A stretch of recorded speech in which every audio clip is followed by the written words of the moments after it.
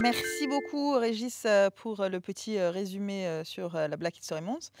On passe tout de suite à la deuxième partie de l'émission. Donc, c'est sur les films documentaires, sur le carnaval, qui ont été réalisés par plusieurs réalisateurs antillais, guadeloupéens, martiniquais. Nous aurons Dimitri Zandronis, Yannick Rosine et Dali en plateau pour nous parler de leurs films documentaires qui ont été, très bien réalisés, très bien montés et très bien menés. Moi, enfin, en tout cas, je ne sais pas vous, mais personnellement, j'ai adoré. Donc on regarde ça tout de suite, on y va. Bonjour, Dimitri Zandronis, donc réalisateur, producteur. On est là aujourd'hui pour parler de DM Asla et de Vidé. Bah voilà, moi Dali, producteur de ces deux très bons films. Et moi, Yannick Rosine, réalisateur, producteur aussi du documentaire Aquilogénèse. La première question est la suivante. D'où vient la démarche de produire et de filmer ces documentaires? Et de base d'une association, tout simplement, une association d'insertion dans le domaine de l'audiovisuel. On avait envie de permettre à nos jeunes Guadeloupéens de pouvoir justement toucher de plus près à ce fabuleux métier. Avec Dimitri, nous avons décidé de véritablement nous investir corps et âme là-dessus et ça a donné ce que ça donne maintenant. Deux documentaires et bien entendu une continuité dans ce domaine, dans le domaine de l'audiovisuel, du cinéma, de mettre des jeunes en activité, créer leurs entreprises, créer leurs projets. Et du coup, ben moi, ça n'a pas été dans la même démarche que Dali. Du fait qu'il y avait très peu de choses sur Akio, en tout cas, qui expliquaient la formation du groupe. C'est comme ça qu'on a commencé à faire les recherches. Donc, on s'est retrouvés en face d'un travail à faire. Du coup, ça a été une mission, en fait. Donc, on s'est dit, bon, ben, c'est soit on le laisse et qu'un jour, peut-être quelqu'un prendra, ou soit on y va. Et c'est en entrant dedans qu'on s'est rendu compte que c'était super long, super... Enfin, c'est quelque chose de monstrueux à faire, quoi. Nous, on a eu, bon, pour avoir des chiffres, juste, on a 39 personnes interviewées. Il en manque peut-être le double. Hein, il y en a qui sont déjà partis aussi, qui sont plus là. Donc, du coup, c'est en fonction, au fur et à mesure, on pose des questions à des gens qui nous disent, bon, ben, il faut aller voir un tel parce que moi, j'étais pas là à ce moment-là. Et du coup, de fil en aiguille, ça donne une matière dans laquelle il faut dégager quelque chose. Que ce soit au niveau de ce documentaire et le nôtre. Bah, en fait, il y a un fil conducteur. En fait, ceux qui le disent, ils disent tous la même chose d'une autre façon, mais il y a toujours en fait une même direction. Mais je peux même rajouter encore quelque chose, c'est-à-dire que tous les trois là, on a un point en commun, c'est Akio. C'est-à-dire moi j'ai commencé à courir d'Akio dans les années 80, c'est-à-dire en 84. Bon, j'ai arrêté en 91 parce que je suis parti faire mes études. Mais ces deux messieurs sont des musiciens d'Akio. Et c'est vrai que faire un film, d'ailleurs c'est ce qui nous a été un peu des fois reproché sur DMS là, c'est qu'on a beaucoup axé sur les Guapapo. Parce que ça représente, je pense, et c'est ce qui est dit dans le film, et même aussi dans Aquilogénèse, c'est vraiment notre identité, quoi. Je ne dis pas que les groupes à Kessler, ce n'est pas notre identité, ça aussi, ça fait partie de notre identité du carnaval guadeloupéen, mais je pense que, notamment comme un groupe comme Akio, ou les autres groupes à peau qui sont venus derrière, c'est vraiment quelque chose qui est particulier à la Guadeloupe. On va retrouver ça nulle part ailleurs. D'accord. Donc c'est ça qui fait que, justement, Deyem Asla, ça a été un film qui a sorti des choses de leur contexte pour les mettre vraiment en avant. Et c'est pour ça qu'on a appelé ce film-là Deyem Asla. En fait. D'accord. Quel a été le retour du public? Au niveau du retour du public, ben, qu'il soit positif ou négatif, au moins les films ont été faits. Pour nous, ce n'est pas de mettre un point final au documentaire sur le carnaval, mais de commencer à en parler et que ce soit diffusé mondialement. Parce que Dimitri parle véritablement des groupes à peau, c'est vrai, c'est spécifique à chez nous, tellement que il peut y avoir 50 000 carnavals dans les communes. Si c'est groupe à peau, Pointe-à-Pitre, c'est fini, c'est comme ça, voilà. Et ça, tu trouveras ça nulle part. Il y a des gens qui sont bien entendu fans et qui aiment tout ce qui est groupe à caisse claire, groupe à paillettes, groupe à voilà, à plumes, tu vois. Enfin, par rapport à ce que tu disais tout à l'heure aussi, moi je vais sur un regard un peu plus haut aussi de la Guadeloupe en me disant qu'on a tout ça dedans, parce qu'il y a les groupes à Timas aussi. Il reste aussi un pur produit guadeloupéen. Exactement. Donc après, c'est le carnaval guadeloupéen. C'est vrai que pour que, je sais pas moi, un Brésilien apprécie, il faut qu'on puisse en parler bien de tous les aspects. C'est en ça qu'il faut le raconter de toute façon. Donc il faut commencer par un moment. Il faut se tromper aussi. Il y a matière, de toute façon, au niveau du carnaval, parce que comparé justement pour que ce soit Trinidad ou même Exactement.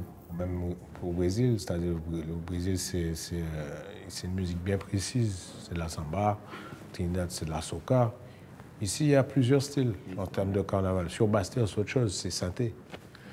Et ça, en fait, on n'en parle pas. Et il y a un truc qui est spécifique, c'est synthé, c'est clavier devant. C'est la voiture avec les la voiture orchestres, avec même les des orchestres, fois, c'est du synthé.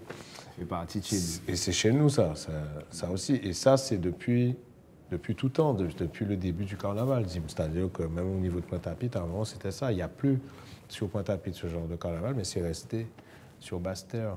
Et on n'a plus de Bradjack ici, il y en a toujours là-bas en Martinique.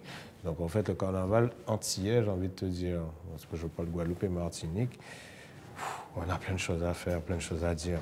À force d'avoir fait ces 3 documentaires, et surtout avec cette réflexion, que raconte le carnaval sur la Caraïbe? Ben, c'est déjà de base, c'est tiré de l'esclavage et de nos interdits et de la dérision. Ça reste la même histoire. C'est tout simplement ça, que ce soit la Dominique, que ce soit en fait, c'est un moment exutoire, c'est un moment où les gens se défoulent.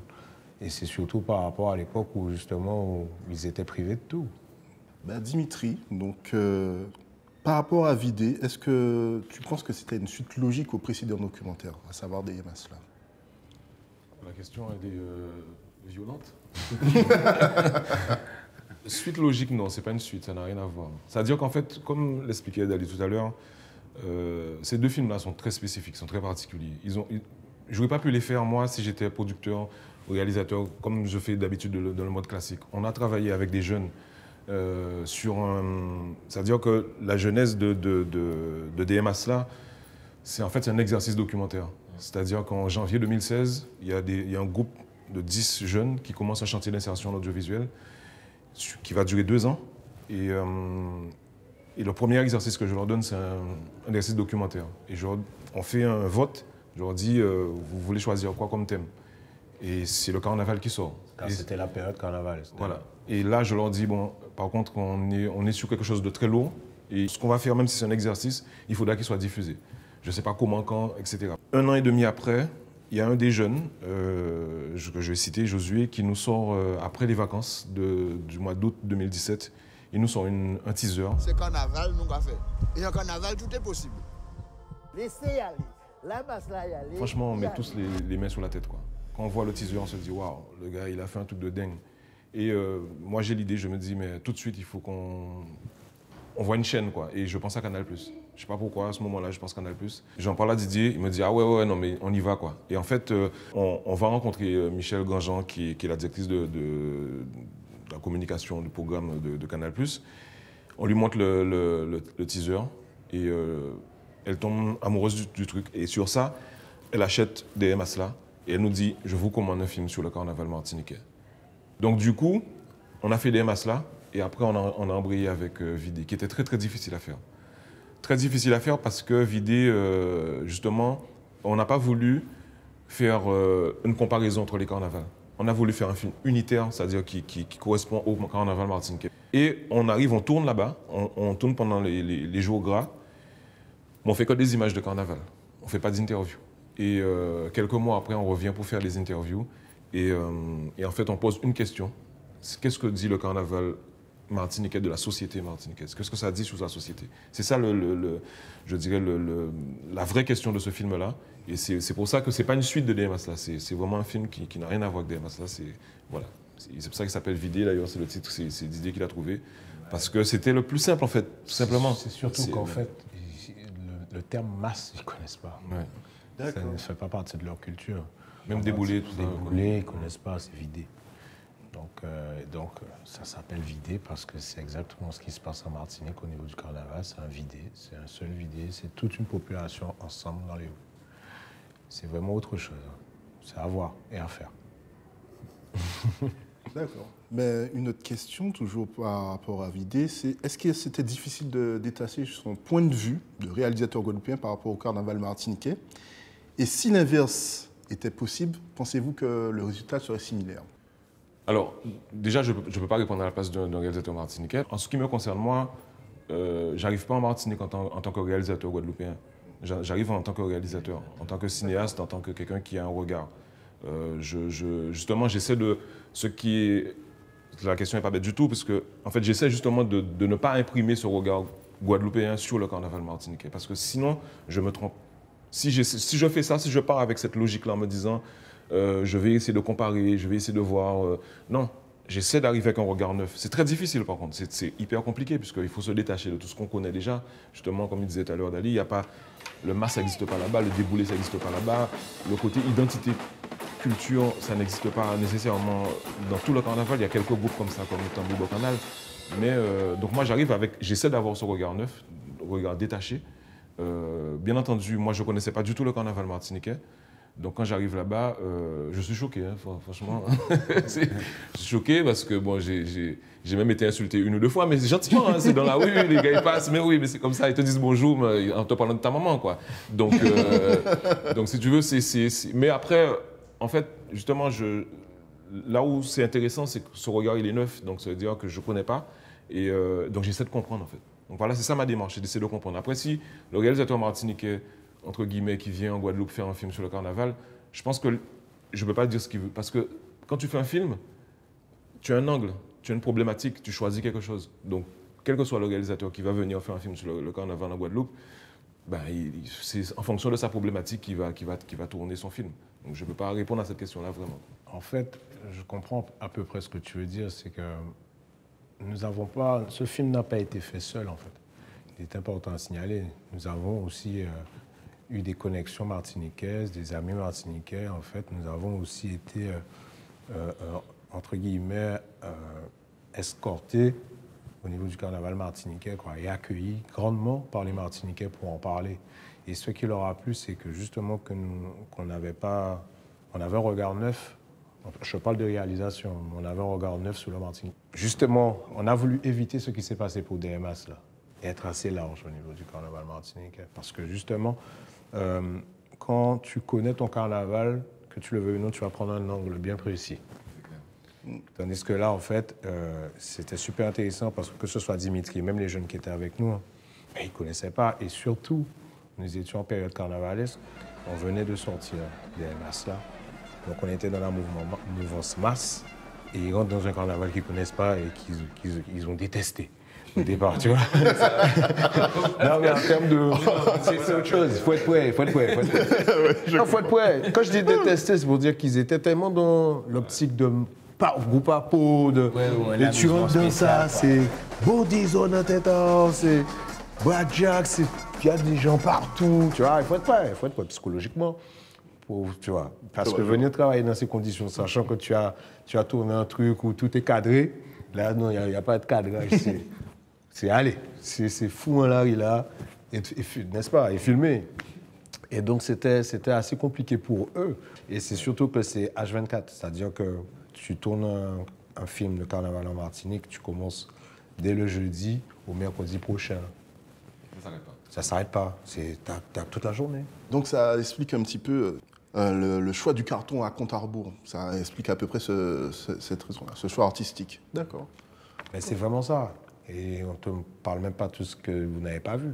Et donc là, ça me titille. C'est un carnaval à vue. C'est la première fois que justement j'étais censuré pour un film. Non, c'est vrai. Ok, d'accord. Non, c'est vrai. Ici, en Guadeloupe, les gens ont du mal avec ce documentaire. Quand on a montré la première mouture à Canal+, ils nous ont dit, ils m'ont envoyé un mail avec une trentaine d'images enlevées. Ouais, c'est-à-dire que, parce que c'est le carnaval, quoi, c'est le carnaval martiniquais, et j'étais même obligé de mettre à certains moments ça c'était un petit, la touche humoristique, hein, explicite lyrics. Ça, mais... c'est rien par rapport à tout ce qu'il y avait. Mais ça, on n'a rien inventé. Et c'est là où, justement, le Martiniquais, il a ultra kiffé ce documentaire, parce qu'on a montré vraiment. Là où, ici, les gens sont outrés. Ouais. Là, on a fait une projection au Cinestar et les gens sont partis. Les gens sont sortis. Il y a même une maman qui a caché les yeux de son enfant. Ah oui, on n'a pas menti. Ouais, les gens sont partis. Et par contre, il a été projeté. Moi, je l'accompagnais en Martinique. Parce que l'association, justement, a fait un deal avec un deal. En tout cas, avec la ville du Lamentin. Donc, il y a 2 mois, je crois, même pas un mois et demi. Et il a été super bien accueilli, quoi. Par contre, j'étais super content parce que les Martiniquais se sont reconnus dans ce film. Donc, moi, on ne fera pas un documentaire. De la Guyane. Ah non, non, Je préfère te le dire tout de suite. Ah non, non, non, non. On va laisser les autres faire. Donc, comment vous avez réussi à réunir autant d'archives sur Akio? Au départ, hein, comme je t'ai dit, on s'est retrouvé en face d'une montagne de choses. Voilà, il faut trier, prendre ce qui est important, moins bien. Ensuite, tu te dis, pour ne pas rater quelque chose, il faut tout avoir. Et dès que tu es au courant que quelqu'un a un document, a des choses, ben, tu t'arranges pour l'avoir.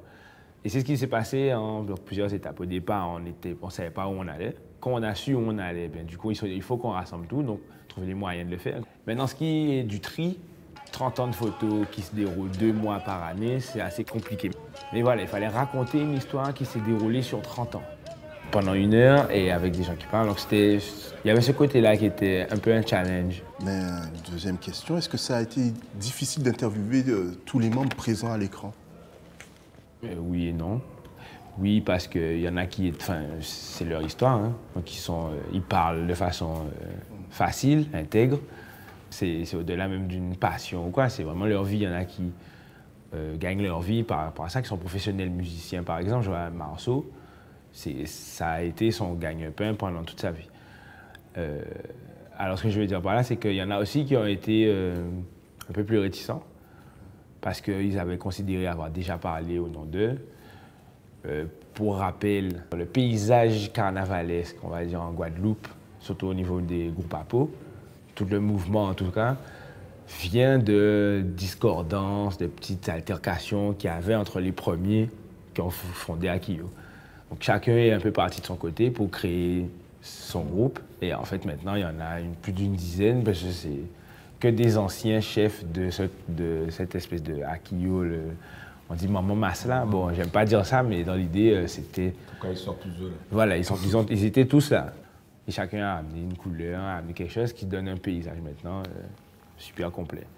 Pensez-vous qu'avec toute cette série de documentaires que vous avez produits, et bien d'autres, on a atteint la maturité de produire des fictions sur le carnaval?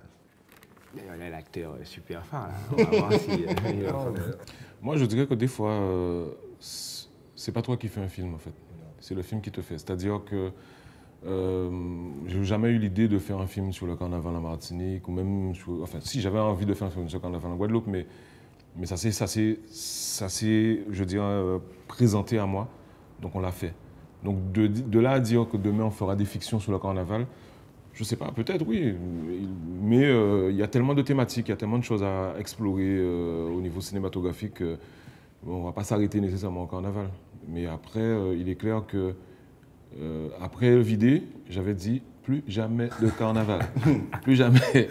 Mais c'est clair que, bon, on n'a pas parlé de Bois-Galba, mais en fait, Bois-Galba, c'est aussi, on l'a voulu en tant que magazine documentaire. C'est-à-dire que c'est pas une émission télé, voilà, c'est vraiment un magazine documentaire. D'où la difficulté, c'est-à-dire de se dire, il y a dans ce qu'on appelle le documentaire l'intemporalité, c'est-à-dire que dans 20 ans, quelqu'un qui va regarder Bois-Galba, il aura une vision de ce qui se faisait aujourd'hui en Guadeloupe au niveau carnavalesque et très spécifique. Magazine aussi dans le sens où bon, cette émission elle est animée par une journaliste donc qui fait une investigation, qui fait des enquêtes et qui pose des questions. Et je finirai sur une question essentielle, fondamentale. C'est le dernier Bois-Galba qu'on a fait, c'est sur l'économie du carnaval. Il faut savoir qu'aujourd'hui, avec ce sont les chiffres de Calistat, qui est un institut de sondage en Guadeloupe, pour 400 000 € que la région met dans le carnaval, les retombées sont aux alentours de 14 à 15 millions d'euros.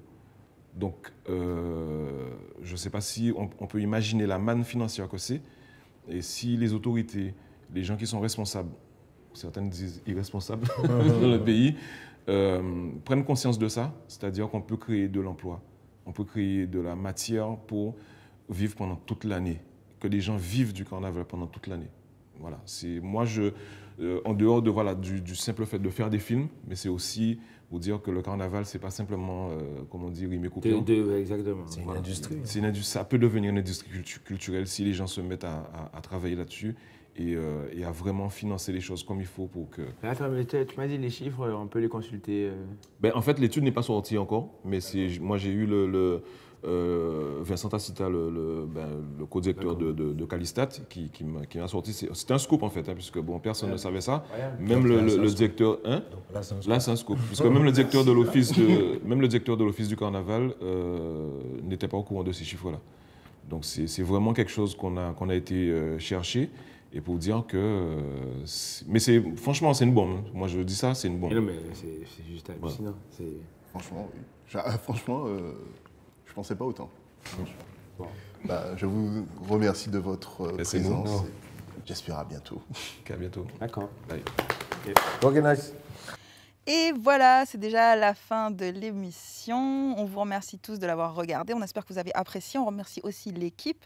Steve Lancastre, Yannick Rosine, Laura Larifla, Séverine Gims, Régis Marton, Emma Hubert, Carole Vingalalon, Steve Cazot. Et Sarah Demonio. Sarah Demonio.